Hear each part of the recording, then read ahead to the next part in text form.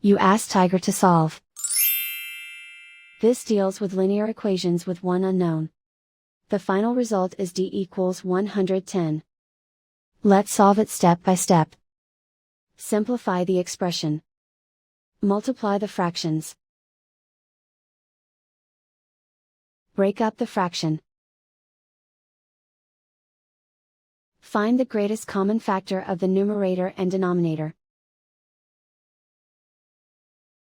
Factor out and cancel the greatest common factor. Simplify the arithmetic. Group all constants on the right side of the equation. Add 18 to both sides.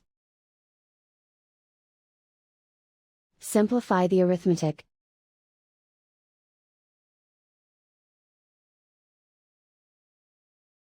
Isolate the d. Multiply both sides by 2.